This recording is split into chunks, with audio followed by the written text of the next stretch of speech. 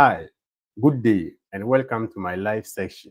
In today's session, I'll be sharing with you the best and major tips when it comes to preparation of your CV, most especially preparing your CV to apply for jobs and other opportunities.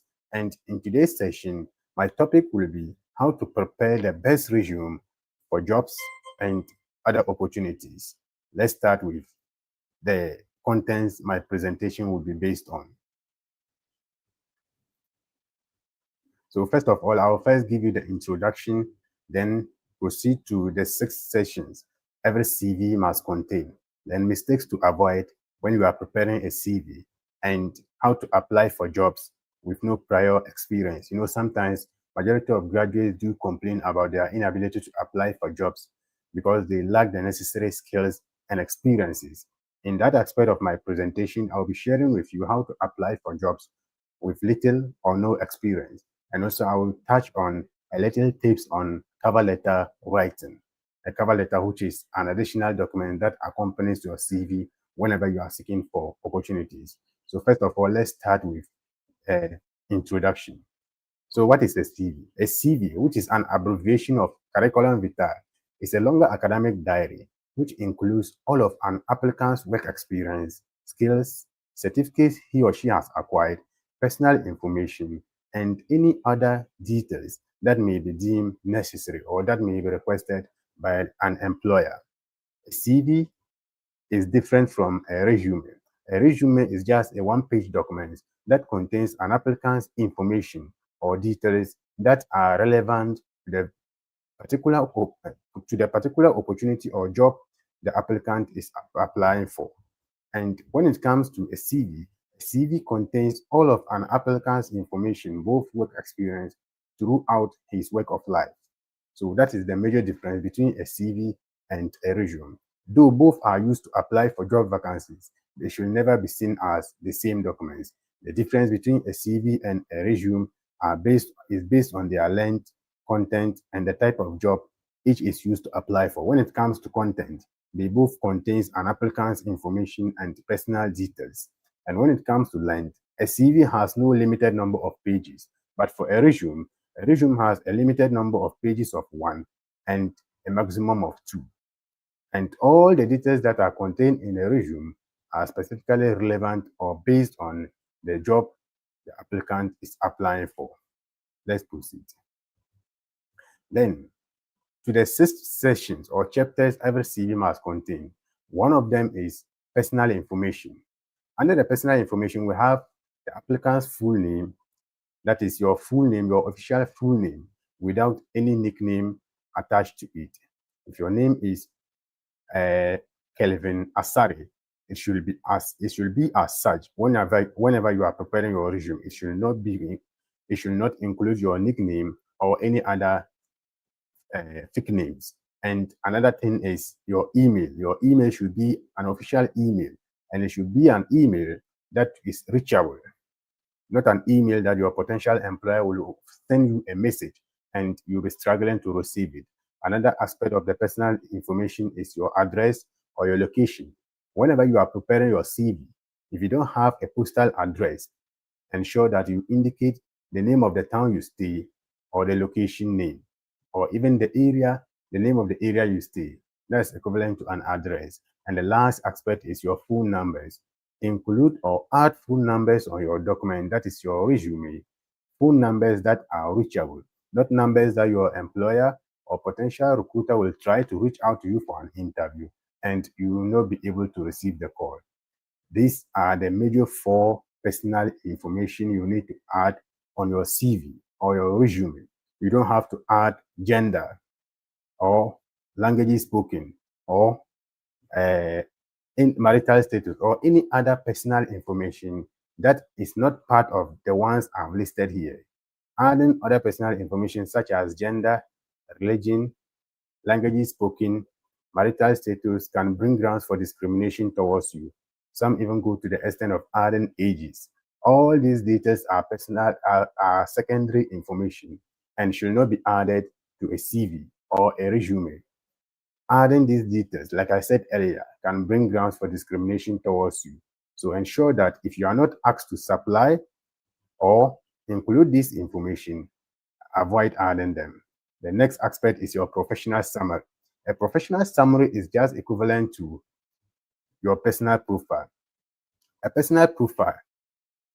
Your personal profile is a summary of all of your skills, what you have done, especially your educational aspect, your educational qualification, and your work experience. The personal information or the professional summary is the first paragraph an employer looks at before reading the rest of your document. That is your resume. So when you spend more time handling or preparing your personal information, your personal profile, you will end up convincing the recruiter to spend more time on your CV or your resume. So ensure that the next time you are preparing your resume, you summarize your educational background, your skills and experiences in the personal profile or professional summary to capture the attention of the employer. And the personal information, the personal summary or the personal profile should be a maximum of 6 sentences, not very long. Yeah. And the next aspect is your educational background. Your educational background has to do with academic qualifications and the schools you've attended over the years. You can do this by listing the names of the various schools you have attended, starting from the highest achievement, the highest academic qualification. You prepare or write the name of the school, the year you started the school, and the year you completed, in addition or including the certificate you've acquired in that institution. That's what I've listed here. Name of school, years of study, certificate, and field of study. Field of study as in your specialization. If you specialize in accounting and finance, you indicate it as such whenever you are preparing your CV. The next aspect is your work experience, which is one of the major and best aspects every employer looks at whenever he or she picks up your CV to read.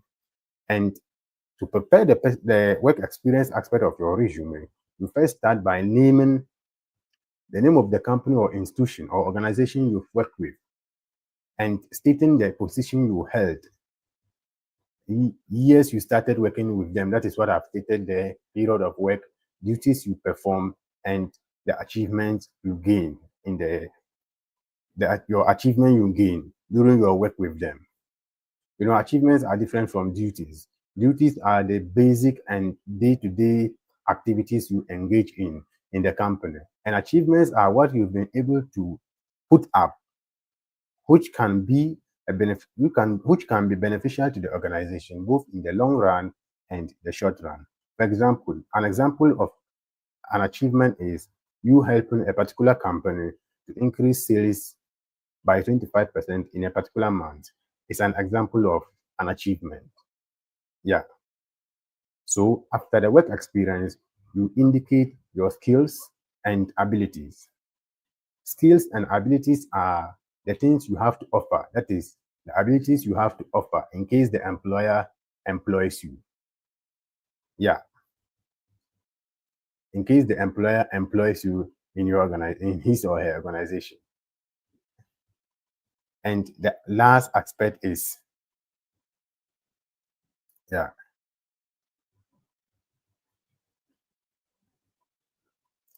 the last aspect is your referees and references. A referee and a reference are not the same thing. I hope you know that. A referee is someone you can put down. A referee is an actual person. That is someone you can put down on your CV who can in turn vote for the various information you have added on your CV in case your potential employer or recruiter wants to verify the various information you've added on your CV. You know, sometimes majority of applicants do forge documents just to lure employers to employ them in their various organizations. So that is the very or major reason why employers request for referees to verify the various information you have added on your resume or your CV. And when it comes to references, references are documents to show that you have really worked with a particular organization or you have really attended this particular institution or school. An example of a reference is a testimonial, your transcript, an evaluation form, or any other document to prove that a recommendation letter can also serve as a reference. Any other document that can be shown to prove that you've really worked with or you've really attended this particular institution or school. That is the basic difference between a referee and a reference. And to add your referees on a CV or your resume, you first of all have to indicate the person's full name, like what I've stated here. The person's full name, his or her occupation, that is the where he or she is working, the phone number, and an official email of that person. So these are the basic information needed to indicate your referees in your resume whenever you are preparing to seek for jobs and other opportunities. The next aspect to look at is mistakes to avoid when preparing your resume or your CV. Sometimes most applicants are normally in hurry to just to submit their documents. And in this regard, majority of job applicants do make petty mistakes whenever they are in hurry to submit their documents. And in this session, I will be sharing with you what the various and petty mistakes job applicants do commit. One of them is incorrect information. Because he or she is in hurry to submit or be the first person to submit his or her document, the person end up writing or inputting incorrect emails and incorrect days and personal information. Some even go to the extent of adding fake email addresses and email addresses that are not official, like the one I've indicated here. It's me123 at gmail.com. It's not an official email. Whenever you are writing or preparing your CV, ensure that you add the correct email address, an official email address that is in your name. You get it? Yeah. So the next aspect is failure to tailor. Tailor here does not refer to a fashion designer's machine, but the tailor here refers to readjusting your CV or re-preparing it to suit the particular job or opportunity that is in your doorstep. For example, if you applied for a human resource manager's position yesterday, and when you are applying for a different vacancy today, you ensure that you will prepare your CV to suit that vacancy today. You get it? Yeah. Poor formatting. Unless you are applying for a graphic designer's role, avoid adding stylish font or stylish or designer's font. The best font to use is Times New Roman, and the font size should be 12 unless it has been stated otherwise by your potential employer. Let me get this water. Sorry.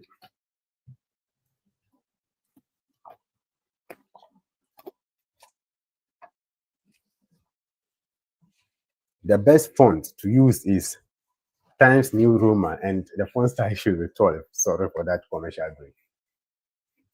Unless it has been stated otherwise or contrary by your potential employer, the best formatting to use is Times New Roman. Yeah.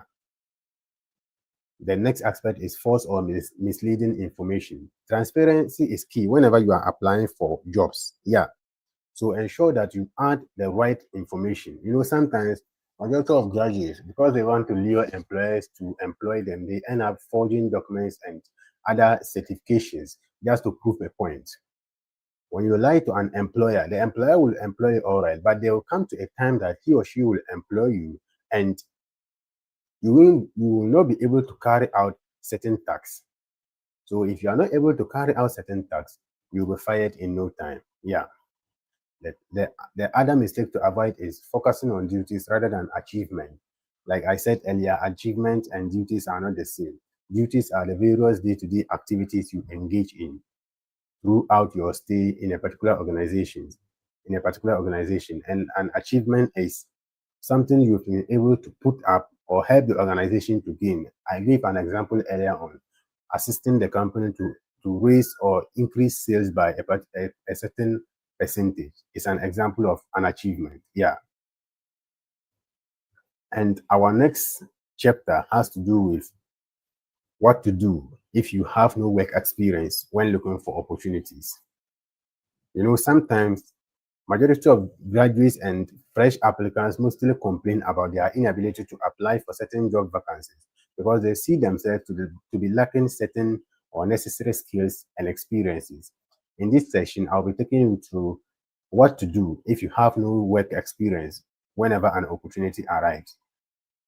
Applying for jobs with no prior experience. And one of them is internships or industrial attachment. If you have not formally worked with any organization and you have engaged in any kind of internship or industrial attachment, ensure that you add it as part of your experience on your CV whenever you are seeking for opportunities. Volunteerism is another aspect. Whenever you are applying for jobs, ensure that you add them on your CV. Volunteerism is part of your work experience, so do not neglect it whenever you are preparing your CV.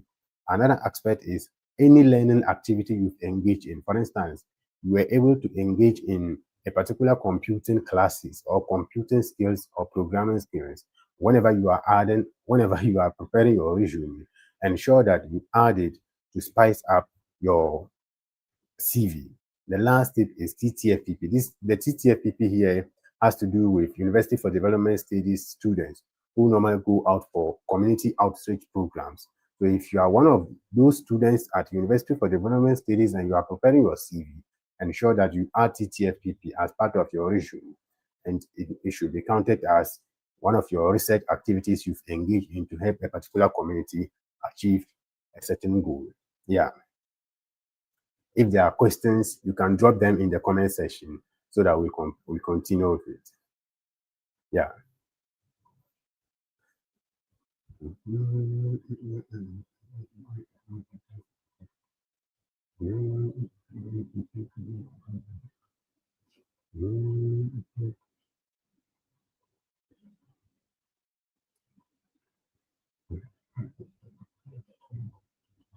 Okay, we are back.